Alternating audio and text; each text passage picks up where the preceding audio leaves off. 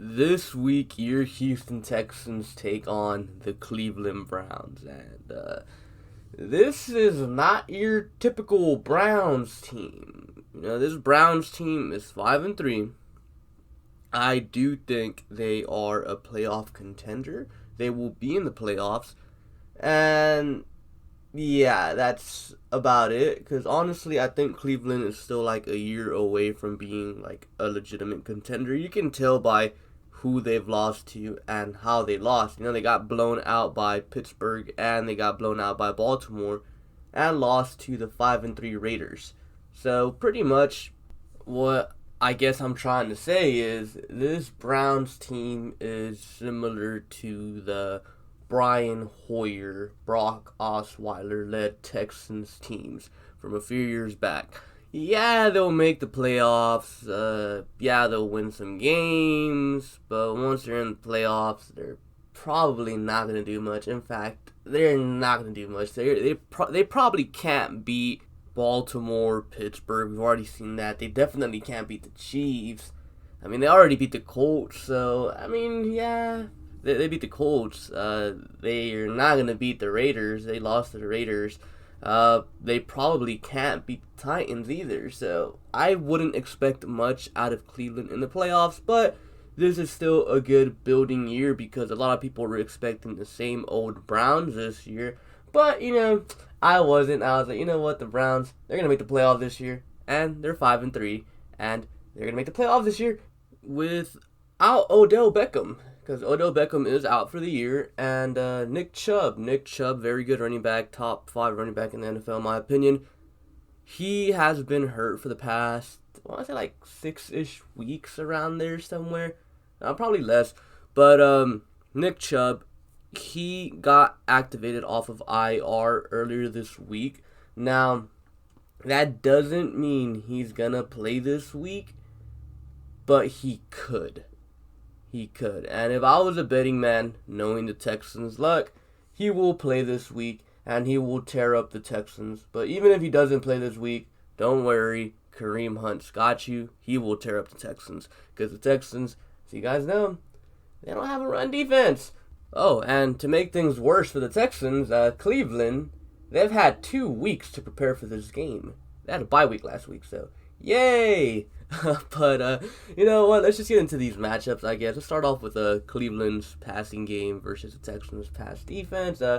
Hopefully, Bradley Roby isn't sat this week due to disciplinary reasons. I'm pretty sure they're not going to sit him this week. And if they do sit him this week, then you could probably chalk this one up as a blowout. But I don't see them sitting him. So I think Bradley Roby and Philip Gaines, Justin Reed, Eric Murray, and hopefully John Reed, and maybe Vernon Hargreaves. As bad as all that chunk of people besides Jay Reed, Murray, and Roby, and yes, I said Murray. Murray's been doing his job. He has bad plays like every now and then, but Murray has definitely exceeded my expectations. Like, he's getting $6 million, and yeah, we thought that was an overpay. And, it might be an overpay. But, I mean, how often do you see Murray really mess up? It's always Hargreaves and, Philip Gaines that are messing up. But, yeah, the Browns receivers, without Odell Beckham, they don't scare me. Because I know that Bradley Roby can shut down Jarvis Landry with ease. Like, easily. But see, that's just going off of, like, one-on-one matchups type of thing. And a lot more goes into it than just one-on-one matchups. Like, for example, Texans pass rush against a very good offensive line, because the Browns do have a good offensive line this year.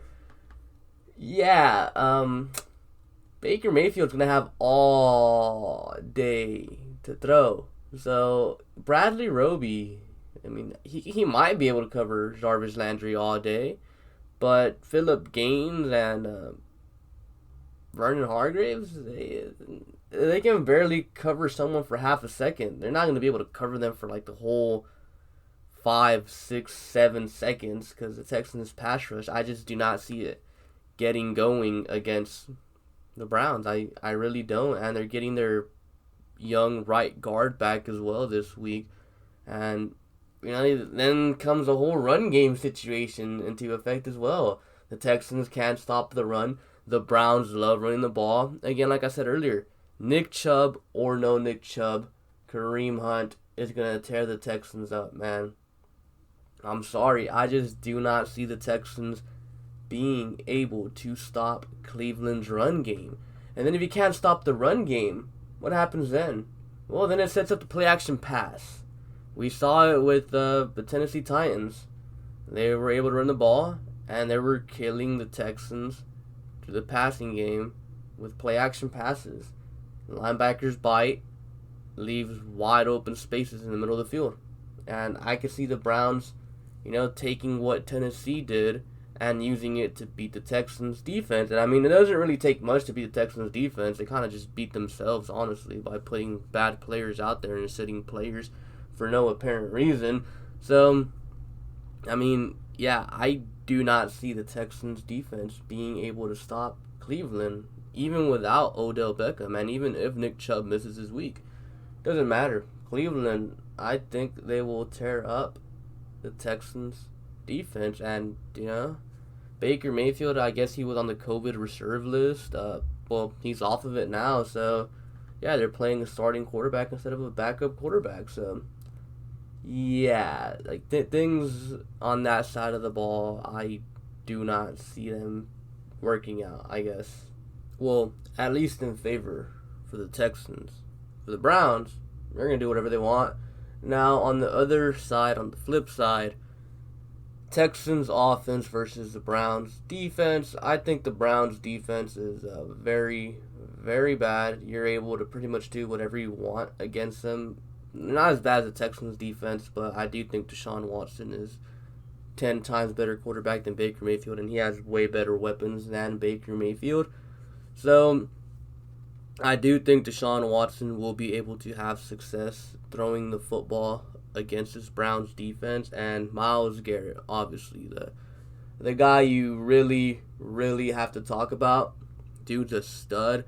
But I do trust Laramie Tunsil and Tytus Howard to get the job done. I'm pretty sure Myles Garrett's going to win like 1 or 2 reps here and there, but I don't expect him to take over the game because, Laramie Tunsil is the best left tackle in the NFL this season, and Tytus Howard is playing very, very well. So I think the Texans will be able to slow down Myles Garrett, slow down the Cleveland pass rush, and they'll be able to get Will Fuller, Brandon Cooks, Randall Cobb going, and hopefully Jordan Akins, because I picked them up in my fantasy football league because I had Hayden Hurst on a bye week.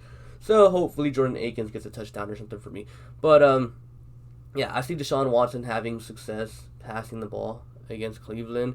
But the run game wise, David Johnson's hurt. He might not play.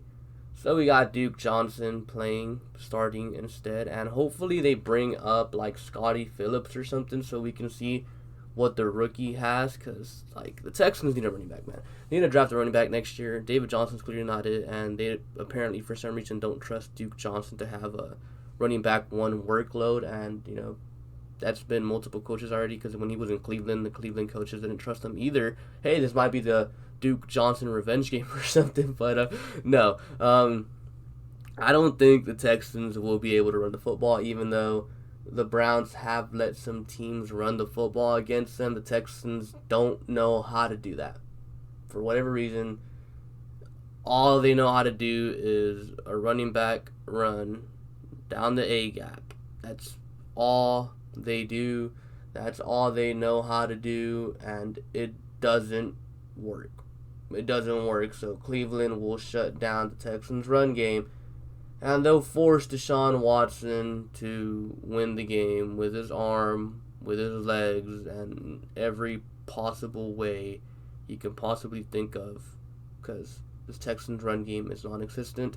So this is pretty much Deshaun Watson versus the Cleveland Browns, because Deshaun Watson has no run game, and he has no defense. So it's going to be just straight up Deshaun Watson, which is why I don't think the Texans will win this game. I really don't. unless the Texans defense is able to confuse Baker Mayfield and stop their run game, which I don't see them stopping the run game, and the Texans have no chance, honestly. I am going with 31-20 Cleveland wins.